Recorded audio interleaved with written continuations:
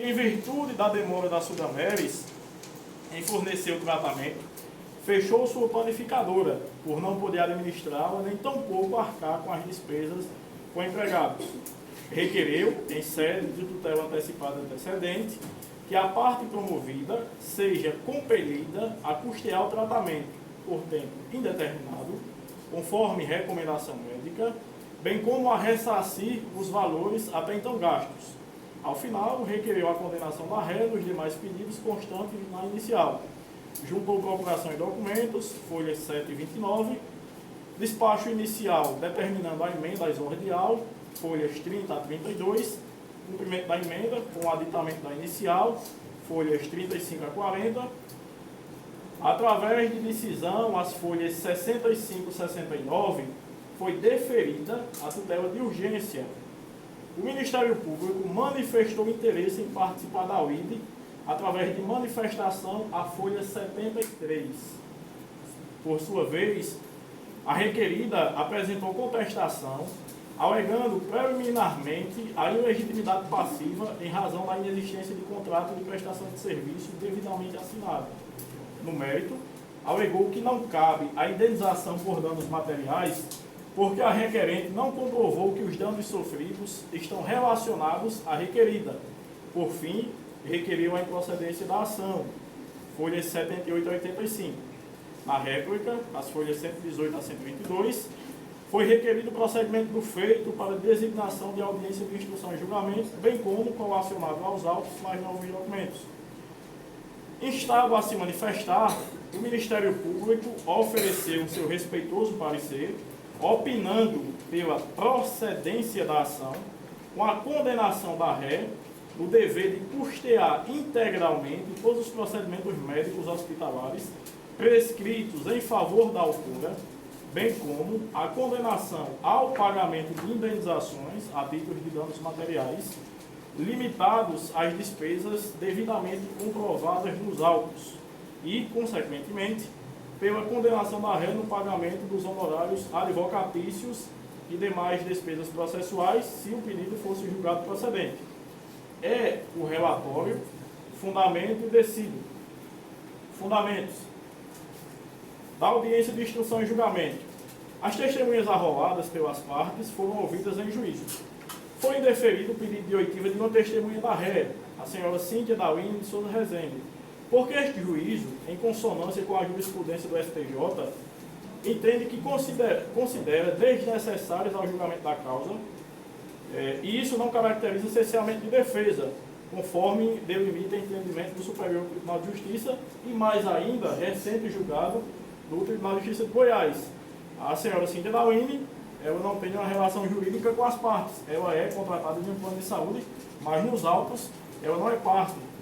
O juízo indeferiu. Nas preliminares, preliminares analisadas em audiência, devidamente saneadas, constando em ata, estando presentes, portanto, as condições da ação e os pressupostos processuais, passo de logo à análise do mérito. Sobre o mérito, entendo que deve prosperar a pretensão autoral pelos motivos a seguir expostos. Trata-se de ação de obrigação de fazer, com pedido de danos morais, etc. Muito bem. Incontroversa a existência da relação jurídica entre as partes, conforme documentos acostados aos autos. Em sua peça de rebate, a ré se limitou às alegações de inexistência de relação contratual entre as partes. Pois bem, tenho por indevida a recusa da ré no tocante à negativa de cobertura do procedimento pretendido pelos autores, pois cabe à operadora de plano de saúde estabelecer quais as enfermidades cobertas pelo plano, mas não o tipo de tratamento necessário à cura. Aí já entrar no âmbito da medicina. No que tange à escolha do tratamento, cabe ao médico fazer a indicação de que modalidade mais apropriada ao seu paciente e não ao plano de saúde. Não havendo exclusão expressa e direta pelo contrato, a recusa da prestadora de serviços em custear torna-se abusiva e arbitrária, constituindo afronta direta ao artigo 6º, inciso 3º, acumulado com o artigo 46, mais ainda com o artigo 54, parágrafo 4º do Código de Defesa do Consumidor, Com esses fundamentos, entendo também que é uma relação contratual, por isso foram invertidos os nomes da prova. Neste sentido, o STJ entende a cláusula que exclui a cobertura para tratamento de saúde é abusiva. Juntei precedentes, de relatoria, agravo regimental de relatoria do ministro João Otávio de Noronha, aspas, não é cabível a negativa de tratamento indicado pelo profissional de saúde como necessária à saúde e à cura de doença efetivamente coberta pelo plano de saúde. O fato de eventual tratamento não constar no rol de procedimentos não significa que a sua prestação não possa ser exigida pelo segurado, pois, tratando-se de rol exemplificativo pelo segurado, a negativa de cobertura do procedimento médico, cuja doença é prevista no contrato firmado, implicaria a adoção de interpretação menos favorável ao consumidor. Não bastasse todo o sofrimento pelo qual vem passando a autora, ainda ter que suportar o descaso da operadora de plano de saúde, que resolve negar a autorização para a realização do tratamento necessário, aumenta sobremaneira o sofrimento psicológico daquele que busca tratamento. A propósito, juntei mais julgados do STJ. Nesse sentido, observa-se que a paciente vem sendo devidamente acompanhada por médico devidamente inscrito no CRM, com prescrição para diversos tratamentos, inclusive com perigo de perda de seus membros. No caso dos autos, restou evidenciada a necessidade de tratamento médico para a autora, que inclusive já iniciou seu tratamento. Assim, o requerimento dos valores já pagos e a continuidade do tratamento, que deverá ser custeado pela ré, é medida que se impõe. Do dispositivo, finalizando do dispositivo, destarte, considerando o que dos autos consta, bem como os princípios de direito aplicados à espécie, julgo procedente a pretensão autoral para 1. Tornar definitiva a tutela de urgência. A 2.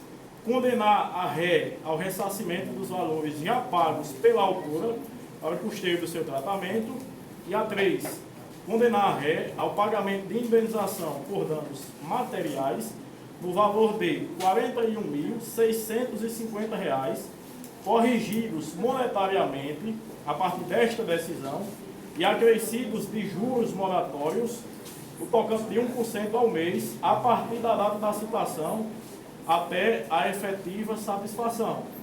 Fundamento decídium nos artigos 5º da Constituição, 186 e 927 do Código Civil, e desta forma extingo o processo com resolução do mérito a teor do artigo 487, parágrafo 1º do CPC. Em face da sucumbência e em consonância com o parecer ministerial, que opinou nesse sentido, condeno a ré ao pagamento das custas processuais e dos honorários advocatícios, que ora arbitram em 20% sobre o valor da condenação.